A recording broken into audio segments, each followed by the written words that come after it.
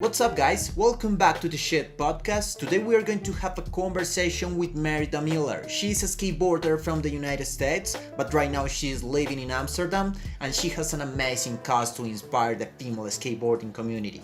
So let's meet her at the Shit Podcast. I hope that you enjoy. Hey, what's up? My name is Merida. I'm living in Amsterdam and I'm the founder of Project Fearless. Really excited to be here on the Shit Podcast. Yeah, welcome.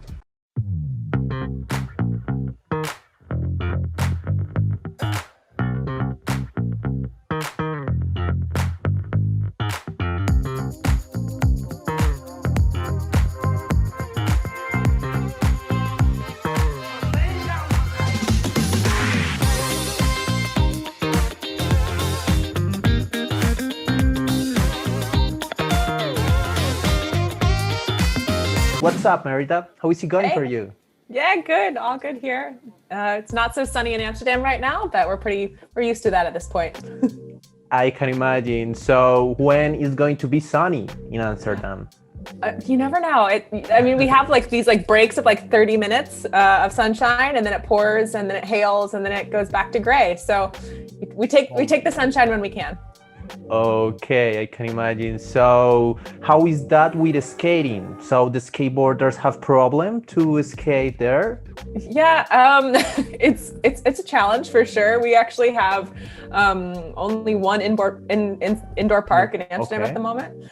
They're building another one, but people have gotten pretty creative. I know we found some overhangs at a local convention center that we use sometimes, and then often my adult skate group that I skate with, we are often at the park at 8 a.m. sometimes if we know that it's going to be sunny or dry, at least at that moment, we get out there. Okay, but I wonder, are you also a skateboarder? Yeah, I would say yes. I'm gonna own that. I am. Yeah, you are definitely. Yeah, no, I actually have an adult skate group that I skate with. We call ourselves Dorks on Deck. We're above 30-year-olds just learning. So I started skating, I guess, kind of this past summer. I picked it up. Yeah, recently. Yeah, but recently. yeah, I've loved it, and I loved the community around it, and met some really good friends with it. That's really nice. So what was your motivation to start skating? What was the reason to start with this? Yeah, to be honest, it's actually something I've always wanted to do. I used to be a snowboarder. Well, I am a snowboarder, but that was my first love, and I used to teach snowboarding. And then when I moved to Amsterdam was quite flat, obviously. And I started Project Fearless, and we had a great collaborative skateboard program in 2019. And then we continued our skate programs, and I realized, well, shit, there's not many female skaters around. So I might need to learn myself to kind of be a coach. So I'm now the very beginner coach, which is a lot of fun. But yeah, that was sort of the motivation, and also just to get back on a board when there's not a lot of snow around. For sure, you have the possibility to snowboard when you want and to skateboard when the weather leaves you to skateboard. Yeah. Yeah. Okay. And when did you start with snowboarding?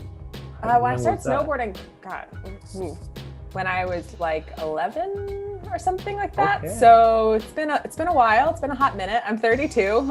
So it's been I don't do math, so I don't know. But yeah, I started when I was 11, and then I started teaching. I actually taught adaptive snowboarding, which is teaching to those with disabilities how to ski and snowboard. So I taught that for 4.5 years, and it was such a blast. It was really fun, getting people on the slopes for the first time. We often worked with people who were amputees from war, and so they thought their old life had completely changed, and giving them a taste of being back on a mountain and owning whether it was skis or snowboard for the first time was a super powerful thing. So. Yeah, for sure. So what would be your recommendation to start with snowboarding? Your first tip? Get your wrist guards and be prepared to fall. That's it. There's no way about it. Nobody goes down the first time unfalling. I remember my first lesson when I first learned, I was on the bunny hill, and where the hill, it's basically flat, and the instructor was like, hey, you got this, I'll take you up to the top of the mountain and we'll go down together. I was like, cool. And so he takes me to the top of the mountain, he gets there, he checks his watch, and he's like, oh shit, I gotta go teach another lesson. see ya, and then just left me at the top of this mountain to like figure it out. And I'm gonna be honest, like, one, it's still a great memory, and two, I survived. And I feel like that was a great way into snowboarding of like, just make it down, you'll figure it out. Oh, that's nice. And how did you figure it out in that moment?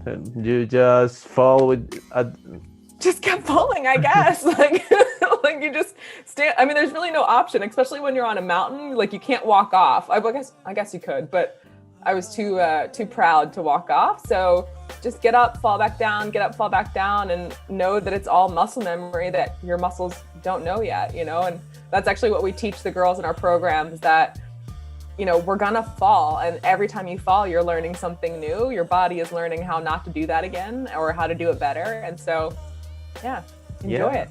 There is a very good conclusion regarding the falls. Yeah, we have to accept that fact that we are going to fall. Yeah, absolutely. That makes us stronger in every sense. In every sense, yeah, totally. Not just like the physical part, but also mentally, to know like, okay, I survived, I got back up. Like, what else can life throw at me? Let's go. Yeah, for sure. So in this way, and making a conclusion, what do you think that it is a good first trick to learn in snowboarding? Maybe knowing how to brake is important. That's a really good one. I guess it's funny because now that I'm learning how to skate and I'm learning like the terms in skateboarding, like I guess it's like a power slide. Like, if that's how you stop in snowboarding, right? Like, dig into your heels, and except for in snowboarding, you get like a nice big of snow when you do it. So I'd say the first trick is probably learning how to stop, and learning how to stop in a way that you actually can control that stop, as opposed to like falling and tumbling down. Okay, I agree with that. So do you think that since you started with skateboarding, you are having like an advantage because you are a very experienced snowboarder? So do you think that it helps? I mean, God, I wanted it to help. But I honestly, like, I had a real problem when I first started skateboarding with the fact that like my feet could jump off at any time. Whereas in snowboarding, like, you're locked in. So you're kind of, there's that mental, like, here's what's happening. I don't have an option. I'm going to figure it out. And I'm still strapped to this thing. Whereas skateboarding, like, I just jumped off a lot because I could. And so I have to, I don't think it gave me an advantage that way. So actually, I think the most recent breakthrough in my skating journey has been like accepting that both snowboarding and skateboarding are separate, and they are allowed to be separate, and you can enjoy them for their separate gifts and the way that they flow together. And because I was definitely trying to force my snowboarding onto skateboarding, and that wasn't working. Oh yeah, I understand you, and I agree with you with your conclusion. That's good. Okay, so I wonder, do you have a foundation? How is that? Is that true? Yeah. So I'm the founder and team lead of Project Fearless in Amsterdam, and we create after-school programs for girls between the ages of 9 and 14. And we do all sorts of things. We do snowboard. No, we don't do snowboarding yet. We do skateboarding. We do boxing. We have a run club. We have a really cool art and climate action course, and all of the courses are building your confidence, building resilience, and in an environment where girls are supported to like get out of their comfort zone and try something new. So that's been around since September 2019, and now we're on circling around the sun onto our second year, and have just finished spring programs with 70 girls, which is really cool. Cool. Yeah, so that's awesome, and we're about to kick off summer again. Our skateboarding is certainly our most popular group, which is awesome. Like, when we started, we had 12 girls in skateboarding, and now every season we have 24 girls and wait lists ready to come in, which is super cool. So this like really great little like young female skate community is growing, which is awesome. So which is the bigger sport in terms of the people that make part of that sport? Boxing, skateboarding? Skateboarding is definitely it, yeah. Okay. So skateboarding, we have the highest like demand, I guess you would say. Like, I'm actually, now working with a group of like 8-year-olds who are too young to go to the actual Project Fearless courses. So I'm doing like little semi-private lessons with them just to get them on a board to start. We had a video which Shit Magazine featured, which thank you so much. Yeah, for sure. Yeah. And that really, I think, which was great. That's exactly what we wanted. We wanted it to spark excitement in young girls, and we wanted to spark people to like say, well, heck, I can do that, you know? And so now we have people knocking on my email door every time, like, when are you starting again? When can we come to the park? And it's super cool to see. It's really cool. Okay, that's good. So how is the name of this video that you made with your crew? Yeah, it's called How to Be a Role Model, and spelled ROLL, like rolling on the wheels. And the idea was, I actually got the idea in our first lockdown of spring 2020, because in Amsterdam, like many places in the world, when it happened, we completely locked down, and we were in the middle of our courses. So we had to stop seeing our kids, like the girls, every week. So we went online, and I tried to send them videos. Like in the boxing class, we actually continued boxing online. So we were virtually in a Zoom room boxing it out together. But skateboarding was definitely the hardest one to kind of like, it's hard to do online. So we had some girls who were like FaceTiming us in from the park, and us being like, oh, but put your foot, like that doesn't work. So I wanted to send the crew like some really inspiring videos of female skaters doing some like how-to breakdowns, and at the time when I was looking, I really couldn't find anything. I believe it Skate Like a Girl now has like started doing like Trick Tuesday, which is sick, but at the time there still wasn't a lot out there. So in pretty like typical Project Fearless fashion, if we don't see it, we're going to build it ourselves. So this autumn, we decided to do a skate and create program. So throughout the 8 weeks, our girls got to learn from local creatives how to make a video, how to film. So some of the footage actually in the film is the girls with handy cams or like with GoPros strapped to their chest and stuff. And the breakdown is less about how to land a certain trick, but also just but it's about how to be a role model, how to welcome more people into your space, how to fall down, get back up, how to, what else? Use your imagination, because that's also a great part of skateboarding. Is it's not just, linear. Like you get to freestyle it. So. Yeah, for sure. This is not just about the technique. This is about everything that we'll learn. Yeah. Everything. That's really nice. So why these sports? I wonder why boxing and skateboarding and the others and maybe not other sports. It's a good question. I wanted to create a space that all types of girls could come and feel accepted. Okay. And I definitely feel as for any gender, there are all these stereotypes, right? Of like, there's like the manly man or the girly girl or the tomboy.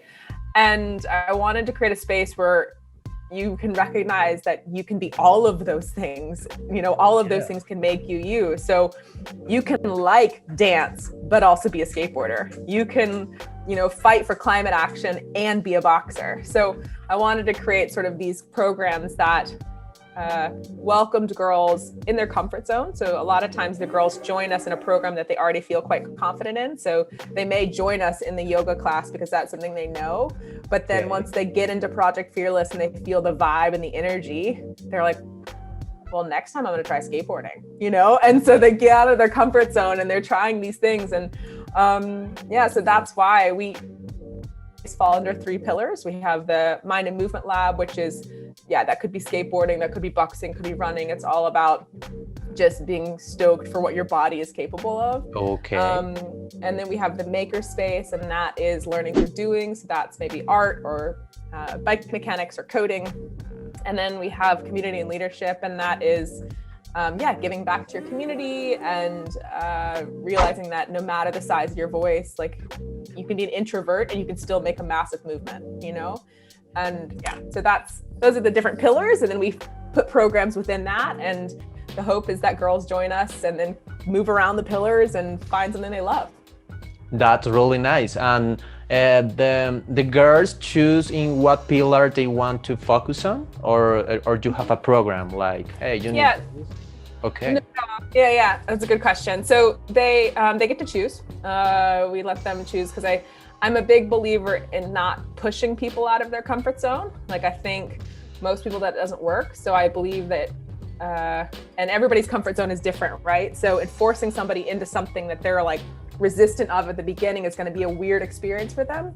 So I'd rather you join in something that you are excited about, and then, because that's already going to be out of your comfort zone, and then feel, yeah, I'm confident enough. Like I'm going to go try something new. I'm going to go try something maybe I'm bad at. Who knows? And yeah, so we let them choose that. Nice. And what are the requirements to be part of your cause and your experience? Someone that is not living in Amsterdam can be part of that? What do you think? I think it might be hard as far as being a girl or being a volunteer. A girl to participate. Yeah. Like I want to get more inspiration, you know? Yeah. I mean, gosh, our dream is that we're going to be able to come to all. Like, I would love to be like a global thing, you know, and set up sister company or sister not companies, but like sister clubs around the world with our programs. But right now we are based in Amsterdam. We're growing within Amsterdam, which is exciting. I'd say if, you know, you're looking for inspiration, like you can, as lame as it sounds, like our Instagram has a lot of fun on it and there's a lot of things you can learn. And then also, you know, reach out, send us a DM, say like, hey, this is what I'm working on. You know, I am definitely, my tagline is like biggest hype girl, because I just love cheering people on. So if you need somebody to cheer you on, we will do it. You know, send us a DM, show us what you're working on so we can celebrate you and encourage you from afar until we can, maybe one day have a big field trip and meet in person. Maybe, why not? You're on the right path to achieve that. So good luck with that project. Thanks. Okay. So any recommendation that you want to give to the girls that maybe are feeling not so inspired to go for their dreams, to go for their goals? What do you think? Yeah, I'd say like just enjoy the process, right? Just accept that like you don't have to be perfect to enjoy something. And I think that's something that society puts on all of us, like not just girls, but it's the first question of like, oh, I mean, you didn't ask that, which is very nice, but people are like, oh, you skateboard? Well, are you good? It's like, do I have to be good to like it? You know? And and I think that's something that society puts so much pressure on us to be good at something, whereas we could just enjoy something. And skateboarding is a great example of that. It's for fun, you know? That's what it's there for.